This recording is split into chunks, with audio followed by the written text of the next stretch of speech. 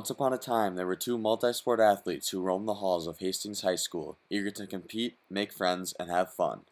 But as time passed, these two athletes were told that they should stop playing multiple sports and focus on one sport. If they didn't focus on their main sport, they would fall behind, their coaches said.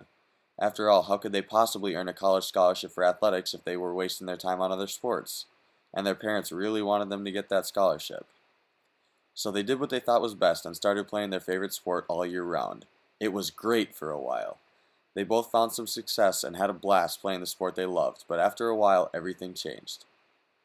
They started to get sick and tired of playing the same sport all year round with no true off-season. They used to play pickup games all the time, but now they were much too tired to muster up the strength to go to the park. Worse yet, playing the same sport all the time caused them to suffer from overuse injuries, and they started to drift away from friends that they no longer played sports with. Could this be all there was to high school athletics?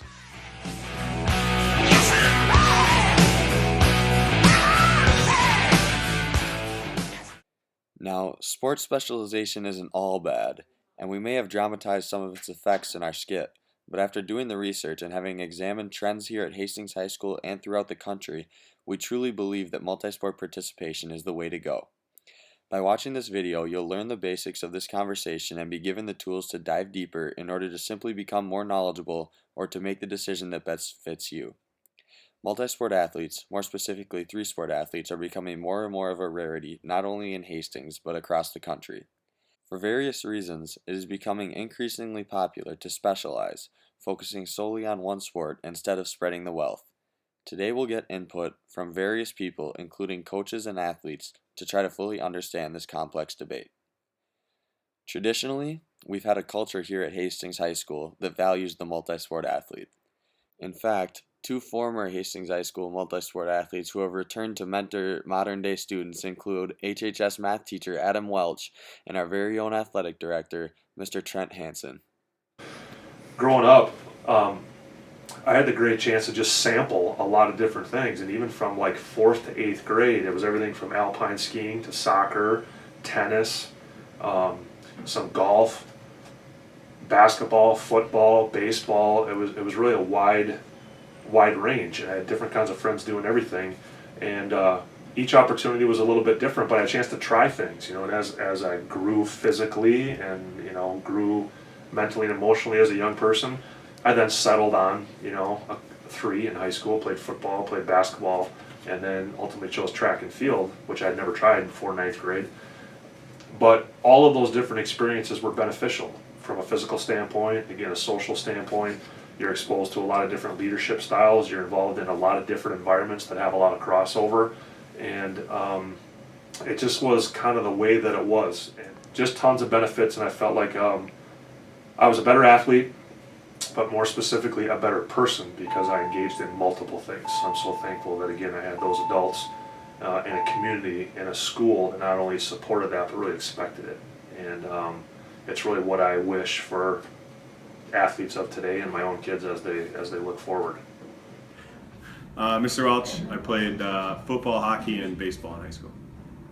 It was a ton of fun. I loved it. I loved all 3 sports. I loved playing with my buddies, and like I said, most of them played in maybe not hockey, football, and baseball, but maybe like football and hockey and golf, or basketball or something like that. We had a ton of athletes that played multiple sports. There's benefits to playing multiple sports and benefits than being one single sport, but I think the benefits of playing multiple sports outweigh the single sport. One of the things they talk about is if you play a single sport year round, yes, you're going to get better faster, but you're also going to get worn out. You're also going to have more injuries and things like that. Whereas if you play multiple sports, you're learning actually how to be an athlete. You learn how to be a good teammate. You may have a different role in football as you do in hockey. You might be the leader in hockey, but in football you may have to be one of the role guys.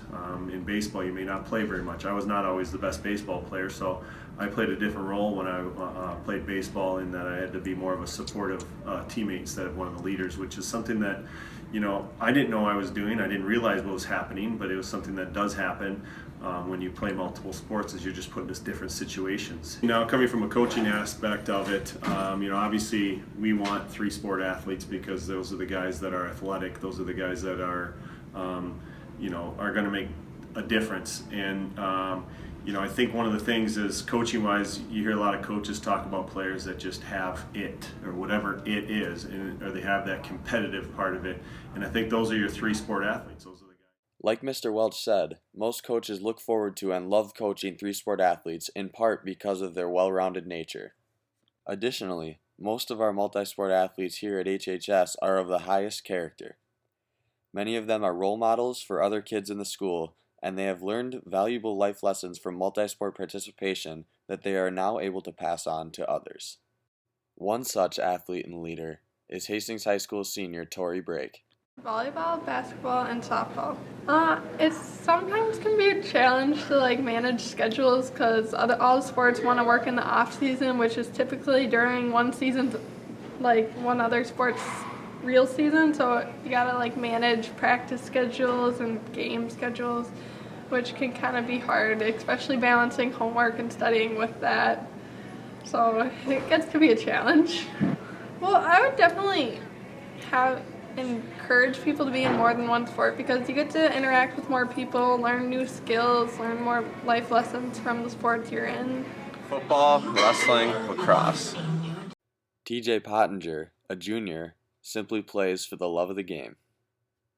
Just specializing in one would get really boring, and I think all three sports are pretty fun. We do have some students who have made the decision to specialize. Junior Sam Schill explains to us his decision and why it might have been the best thing for him. Well, I was a three-sport athlete. I played soccer during the fall, hockey during the winter, and lacrosse during the spring. But after leading the league in penalty minutes for 4 seasons straight in hockey, I decided it was time to call it quits to focus on my soccer career. So then I was on 3 different soccer teams during the winter season, and that got pretty busy, so I just decided to stick with soccer. If it hadn't been for me quitting hockey and focusing on my soccer career during the winter as well, I think I would have fallen behind in soccer and not been able to keep up with my teammates who are also doing the winter seasons. Basketball, football, and track. Senior Jacob Brown is not only a three-sport athlete, but a three-sport captain. And as you'll soon find out, he's in a wide variety of very difficult classes and also many leadership ventures. Here he is to tell us how he manages such a busy schedule.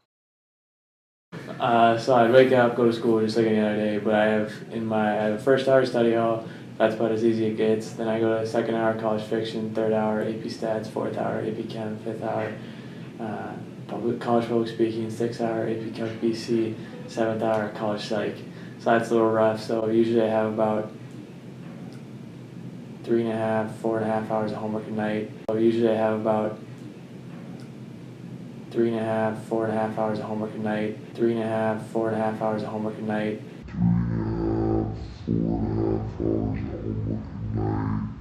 3.5 is probably on the low end. I don't get that often. Those are good days. I don't think I've been affected, my academics have been affected by athletics at all. In the sense that I've always put academics first, and the coaches are really understanding. It's all about time management, having certain kind of order to things and just getting things done. The math certainly checks out with Jake Brown. Cross country, basketball, softball, and track. Hastings sophomore Megan Matson is involved in 4 different sports, which also requires great time management and communication. Well, it first happened when Stan Camp came up to me and he asked me if I was doing track, and I said that I wasn't because I'm playing softball, and he was like, well, why don't you just do both? And I was like, I didn't know that was an option, but he thought it'd be cool to run, especially since a lot of people don't do long distance for track, so I decided to do it too, I guess. It's actually not that bad. I go to softball practice, and then if I have a meet, I'll drive up to the meet separately, and then I'll just run. And then I run on my free time, after softball practice or after softball game. And Stan Camp is really understanding about me going. He realizes that softball is my main sport, and then I go to track. Like you just heard, we are very fortunate at Hastings because most, if not all, of our coaches value multi-sport participation and are willing to work with athletes to make things work. Now let's take a closer listen as we talk to some HHS coaches and find out what they really think about the whole multi-sport versus specialization debate. Here's Mr. Josh Colvin to start us off. I've coached 10 years at Hastings, 10 years of football. Of that, I want to say 7 of them were exclusively at the varsity, and then 3 of them were a mix of 9th grade and varsity football. 10 years of girls hockey, 9 years of it as an assistant coach, and then 1 year as the head coach. And then this is my first year doing B squad golf. And now with Charlie being involved in sports, my son's a 2nd grader, we do, I've coached soccer, baseball, he wants me to do lacrosse, all those different things that go on with youth sports. I would say it was really good for me to coach golf this year because it was hard. And what I mean by that, like, golf is easy to coach compared to other sports in some ways. But this is the first year that I've coached 3 high school sports, and I'm exhausted. That's just the truth. So I think it was really good for me to realize how much we ask of our kids to do that, because while they're not doing practice plans and they're not grading essays, they're doing essays, and they're also doing leadership. And so I don't have NHS, and I don't have FCA, and I don't have Spanish Honor Society, and I don't have a part-time job that my parents are making me do. And I think sometimes we forget, I know I did, we want kids to be engaged in all this stuff, but we ask a lot of them, they get a lot out of it, and we give a lot to them, but we really do ask a lot for a kid to be a multi-sport athlete. I think it's still the best thing for them, but it's a huge challenge. I worry about that we've lost the idea of what sports is for. When I was a kid, my dream was to play for the varsity team. Those are the kids for hockey that I grew up idolizing. And then as I got a little bit older, the Gophers, Rob Stauber for the U of M. And you have these thoughts about, I want to play in the NHL or those kind of things, those dreams. But those thoughts were because it would be fun. It wasn't because I'd make a $5 million contract. And it wasn't because people would think I'm cool. It's because as a 6th grader, there was nothing more fun than playing a sport with my friends. Win or lose, get mad at each other. Like, we thought we were the NHL. And what's happened is the entire point of sports, that 12-year journey from kindergarten, some 1st grade to senior year, society has made that not valuable. What's valuable is if you play D1, if you play professional. And that I just find that so tragic, because the amount of pressure that the kids feel from their parents, the amount of anxiety that creates. And what happens is we create a system where everyone's afraid not to do all of this, not to play year-round sports, everyone's afraid not to, because what if my kid doesn't get that scholarship? Well, the point isn't the scholarship. And I don't care who you are, there isn't a 2nd grader in America who's worried about a scholarship. Not one. There are a lot of parents of 2nd graders who are really worried about a scholarship. And unfortunately, there's a lot of adults making a lot of money off of those fears of parents. I have a hard time on the specialization conversation, because there's what I believe, and then there are differences in sports. I think this becomes the problem where you talk about kids. I don't believe in specialization. I really don't, with an asterisk. I think you become a better overall athlete by playing a variety of sports, and then at some point you do have to start narrowing that field and start training more, specializing. I don't know when that is. If you're a gymnast, that's pretty early. There's no way around it. In tennis, they seem to do it really early too, which I don't necessarily understand, but I don't know the sport enough.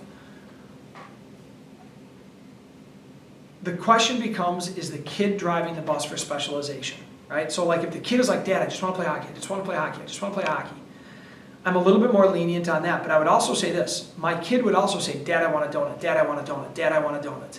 And at some point, my job as the parent is to understand that what he's asking for isn't good for him. And although he wants it, it might not be the best thing for him. Because it's not just specialization, it's year-round specialization. And so Dana Strain said a great thing. He goes, when I was that age, when I was a kid, if you'd have asked me, I would have loved to. I would have loved to do that. He goes, wouldn't you? And I stopped and thought about it. I'm like, yeah. If I could have played hockey year-round when I was in 5th and 6th grade, absolutely. And Dana goes, the problem is with burning out, is you don't realize you're burning yourself out until you're burnt out. So you don't realize at 5th and 6th grade that by playing year-round, you're going to burn out until you've burnt out, and then you're done.